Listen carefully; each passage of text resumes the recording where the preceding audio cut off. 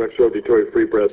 John, just wondering about using Mitch in the middle of that zone. Is that something that was a no-brainer at the beginning of the week, and how did that allow you to attack them using him in that way?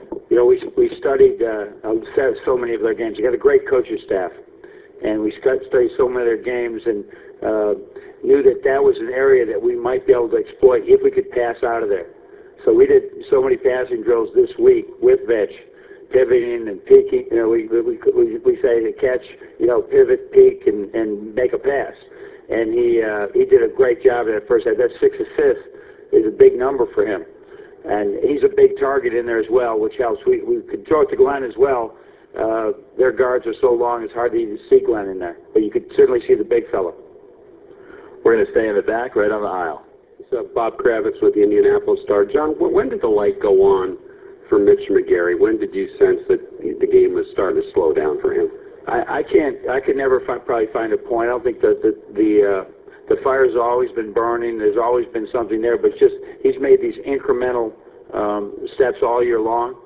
And you know, sometimes you look at him and there's really some brilliant things he does in there, and then there's other times you can see he has a lot to learn, and he embraces all that. That's what's made it most impressive. But the best is yet to come. He continues to practice hard. He continues to, you know, study the game. He's got as I've said several times, such a high ceiling to his overall game. And by the way, and his personality and leadership is terrific. We're going to go down to the front. Chris Ballas for Wolverine.com. Coach Beilein said that he had Karras kind of circled as a guy that he was worried about shooting the ball a little bit. It surprised us a little bit that he was the guy to carry you, though. Can you talk about the lift and how it epitomizes the team? And the 21 points off the bench I think we had is incredible. But Karras is a good shooter. Karras shows us that in practice. He is an incredible worker. And, you know, we felt, I always talk about the outliers that are out there. You just don't know who it's going to be, whether it's Jordan Morgan's charge or Karras is hitting those or Spike hitting him. That's been a key to our season. So many times somebody else stepped up when either somebody's in foul trouble or whatever. So I'm really proud of that man's work. Really, this team loves Karras LeVert. Everybody's his friend. Really proud of him. Happy for him. Staying in the front on the right. Coach, congratulations. Just a bit of what this means. It's the pinnacle of your profession to be in this game. What does it mean to you to reach this moment? And talk about something that may not be quite as pleasant, facing Louisville. I think it means so much for our university, for all our fans, for all the players that we have as students. It's just tremendous.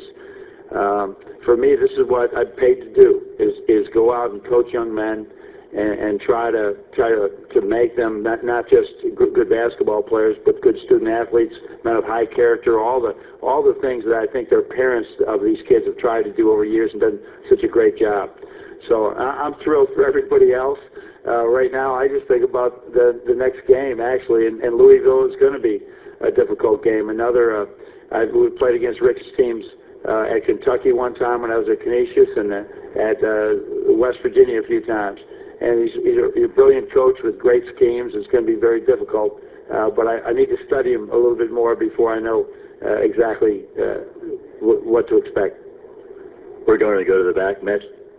Mitch Albom, Detroit Free Press. John, I know this is your first Final Four too, and you look at the size of the stadium and the noise and all that, and I'd like your thoughts about that, but also you have so many young kids playing out there, and it just seems astounding that they can hold their nerves in that kind of thing. Do you as a coach have to sort of allow for youth at a certain point? Maybe that's what happened towards the end, and are you thinking that in your mind, like this is just part of the noise, you got to build it in? You know, I think, Mitch, what really helps us is the arenas we play in all year long aren't that big, but they're big. They're 17,000, 18,000, 15,000, noisy. You've been to some of those places, and so we're used to that a lot. I think today the crowd was terrific. Michigan crowd was terrific, and it really helped that we just came from Dallas and playing in that big arena. I think our kids very, very comfortable. And what I'd really try to do is focus in as a coach and whatever is not even look around. That basket's 10 feet. That basket's 10 feet. The floor is 94. Let's go play. And I think we actually had that mentality. because you'd start looking around that place, and I did for a minute, and I said, I'm not even going to look. This is incredible what I'm seeing in front of me. The next question's on the aisle to the right. Noah Trister, Associated Press. Jordan's been through a lot these last few weeks. How gratifying was it for you to see him make? Jordan Morgan was up on the chair leading us in the victors at the end, and he is really, he's on the all-defensive team. He was going to be in there at the end when we needed stops, especially when we were going to go into some switching patterns and things like that, where he can, much like he did in a similar slide later in the Kansas game.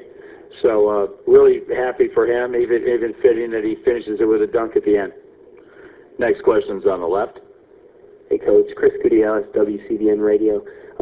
Kind of piggybacking off Mitch Albom's question, you guys will be playing in your final game of the season on Monday against Louisville. Just with that finality in mind and kind of the excitement that revolves around the game, being the last game of the year, the national championship game, does the preparation change at all for that game, or is there any way you may approach the game differently?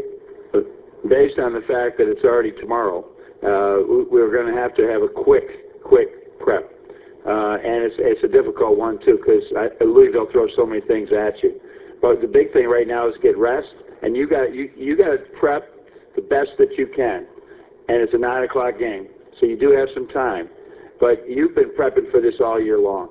Different things that you're going to face during the year. I'm sure there'll be some unique things we'll address tomorrow. But for the most part, the coaching is done every day in practice, in the weight room. Everything's already, so much of that's already been done. Not all the hay's in the barn. We still got some more to do, but we've hopefully both teams, I know both teams are in that mode where they got to tweak a little bit, and maybe 20%, but we'll both be up early tomorrow and working all day. Final question for Dan right here. Dan Wolkin, USA Today Sports. John, understanding that Louisville and VCU do some different things, how might it help your team that you've already played, a pressing type of team in this tournament? We thought about that already just when we played Florida, because Shaka Smart had been on the Florida staff at one time.